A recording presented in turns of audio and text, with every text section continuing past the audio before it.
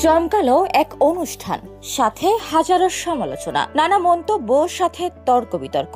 সেসব তো হওয়ারই কথা, কারণ অনুষ্ঠানটির আয়োজক যে ঢাকাই সিনেমার বিতর্কিত নায়িকা পরীমনি। এই নায়িকা পার্টি দেবে আর সেখানে বিতর্ক থাকবে না, তা তো হতেই পারে না।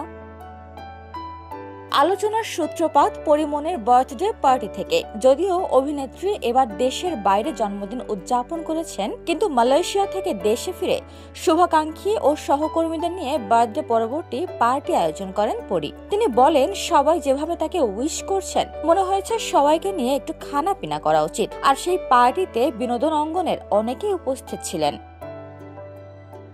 জন্মদিনের পার্টিতে দেখা যায় একের পর এক পুরুষ এসে জড়িয়ে ধরে শুভেচ্ছা জানাচ্ছেন পরীকে। কেউ দিচ্ছেন সোনার গহনা, কেউ বা আবার ডায়মন্ডের। তবে এই অনুষ্ঠানের সবাইকে ছাপিয়ে আলোচনার সমালোচনার কেন্দ্রবিন্দুতে চলে আসেন আরজে নীরব। পরীকে উইশ করতে নীরব গানের তালে নাচতে নাচতে নায়িকার কাছে যান, আলিঙ্গন করেন তাকে এবং ফ্লাইং কিসও করেন। আর এই ভিডিও প্রকাশ্যে আসতেই গরম হয়ে ওঠে নেট পাড়া।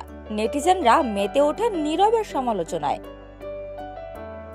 অনেকেই তাদেরকে নিয়ে মিম বানাচ্ছেন, কেউ তো আবার নীরবের চরিত্রের তুলোধনা করে পোস্ট দিচ্ছেন। কেউ কেউ তো এতদিন নীরবের মোটিভেশনাল স্পিচ শুনে তাকে পীর বাবা ভেবে রীতিমতোই হতাশ। বউ রেখে পরীমনির সাথে এমন মাখামাখি দেখে হৃদয় ভেঙে দু টুকরো তাদের। অনেকেই তো নীরবের কারণে গোটা পুরুষ জাতিকেই দোষারোপ করছেন, বলছেন পুরুষ মানুষ নাকি আলুর মতো, এরা যে কোনো নারীর সঙ্গেই ম্যাচিং হয়ে যায়। আবার কেউ বলছেন, যে লোক সারাক্ষণ বউ নিয়ে পুরুষদের মোটিভেশনাল কথা বলে, সেই আবার নারীর কাছে গিয়ে কন্ট্রোল হারিয়ে ফেললো। পরীর সৌন্দর্য দেখে যেন পাগল হয়ে গিয়েছিল নীরব, কি করবে বুঝতেই পারছিল না।